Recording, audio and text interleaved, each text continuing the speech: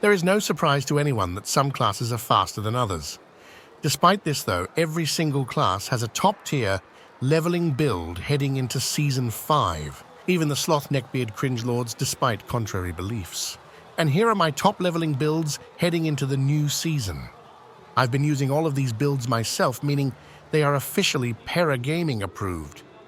Now it's pretty goddamn useless of me to make an hour-long video covering each of the builds in detail, so here's what I'm going to do. I'll show the builds, talk about the necessary things you need to know to play the build along with how to progress into the end game, and then kindly ask you to fuck off. But first off, let me show you the planners. For a few of them, you have several versions. Ask me which one you should look at, I dare you. On top of that, you'll see masterworking marked in some of the planners. Wait, what? In a leveling build? Are you drunk, Mr. Paragaming? Yes, but it's to show the most important stat, that's all. You can ignore that shit if you want. Alright, that's the disclaimer. Let's get started, homies. First out is the Barrage Rogue. Now this build is an absolute fucking gem when it comes to leveling, and for once it will also be a gem in the end game. So what makes this build so great then? Well shit, due to the gazillion goddamn arrows spewing out of your dick. You're actually just shooting out barrage arrows that in themselves spawn more arrows, and then those turn into more arrows, which becomes even more arrows due to combo points, and then you get more arrows from tempering.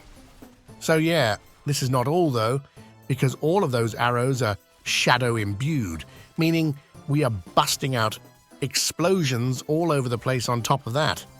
It's also a respectable boss killer for the capstone dungeons, only requiring an imbuement swap, and you'll blow up Elias at level 35 or whatever. Now since Season 4, I've made some changes to the build, but they were all for the better, and you can expect nearly double the damage from a build that was already the best rogue leveling build. The biggest change I've made is slotting in Smoke Grenade into the skills, due to it now being usable on bosses. Okay, Mr. Paragaming, but how do we play the build? Tell us now, or I'll drop kick your sorry ass all the way to Jupiter. God damn it, man, chill out. For generating combo points along with gaining vulnerable and resources, we are using Puncture. When you have 3 combo points, you then press Shadow Imbuement and blow shit up with Barrage. It's just that simple. For mobility, we're rocking Dash and Shadow Step. Shadow Step is also our way of gaining Unstoppable, meaning if you get crowd controlled, you have a get out of jail free card. And for the newest addition to the build, Smoke Grenade, you'll throw it out whenever you're fighting rough elites, or when you're being pounded by a boss. When it comes to the gear and aspects, I wouldn't go out of my way to do any dungeons for any of the builds I'm about to show you. But there are 4 aspects that you should prioritize imprinting as you're leveling up.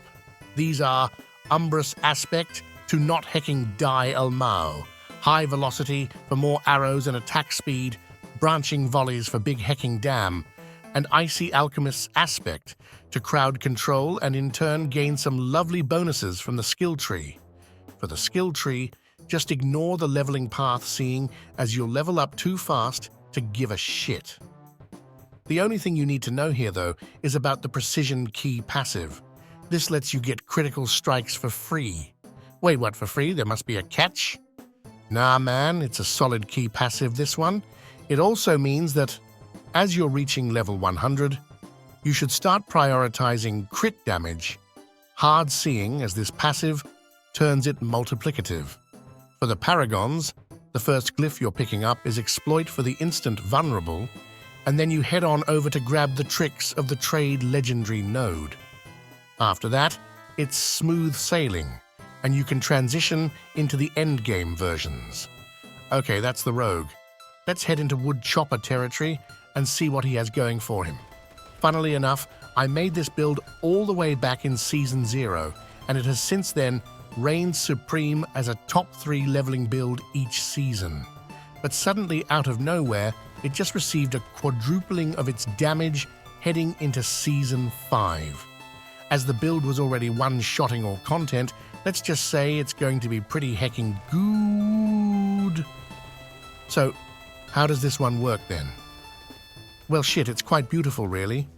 For starters, it's obviously a landslide build, meaning all the damage we do is from landslides.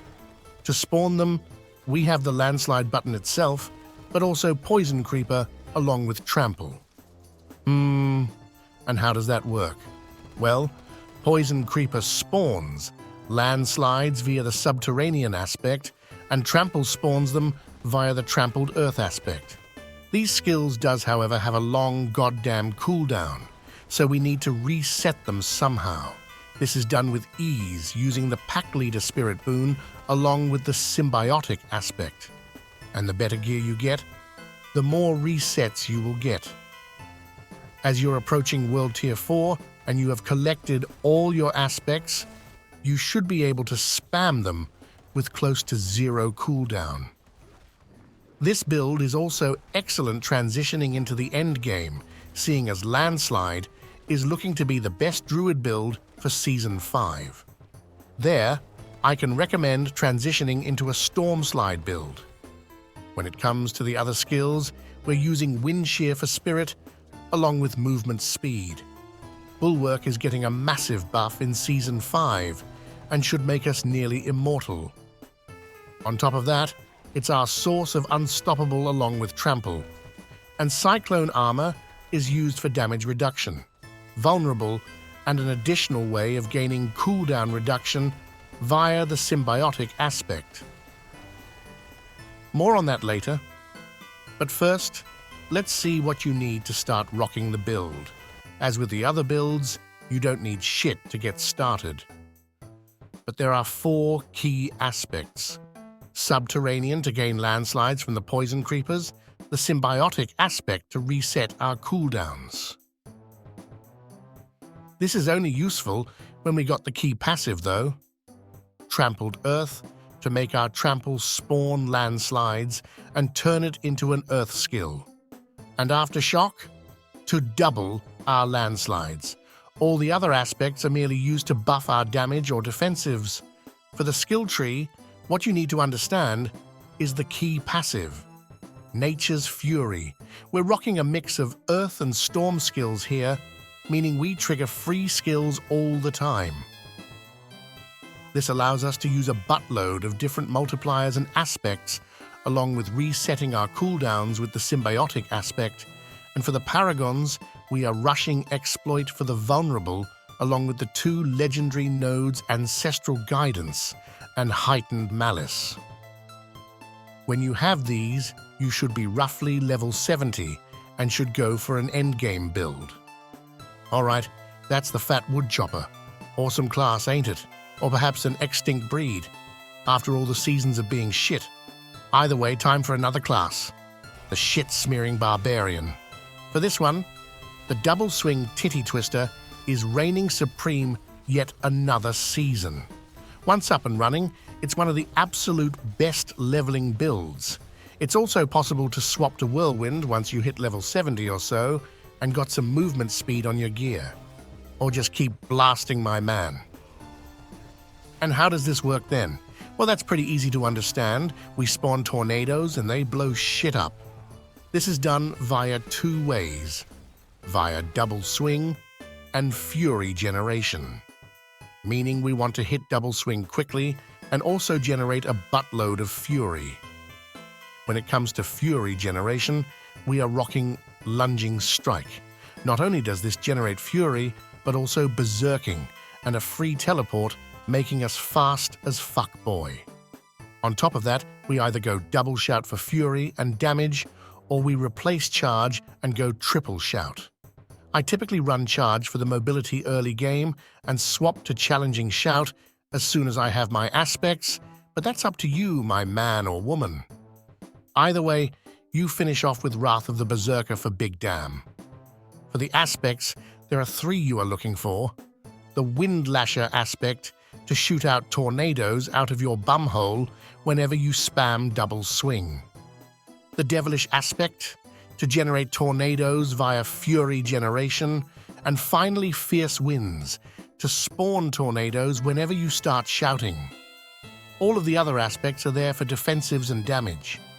For the skill tree, there is nothing important other than that lunging strike is your berserking generator along with war cry. And as you're in the endgame, you're ditching lunging strike and will need another fury generator, such as the anger management aspect.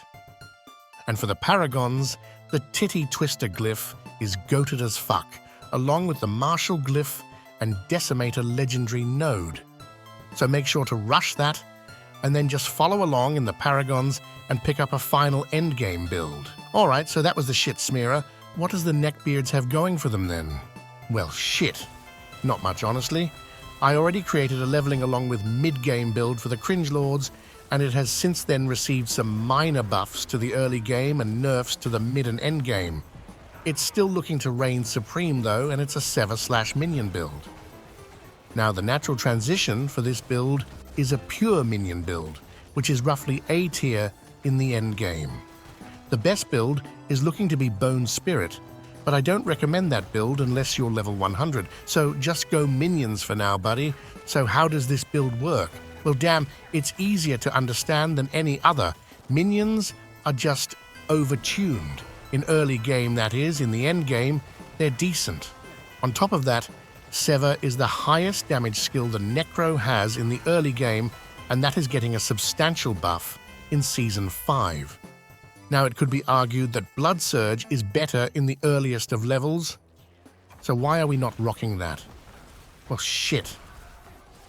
It's due to it being, well, shit.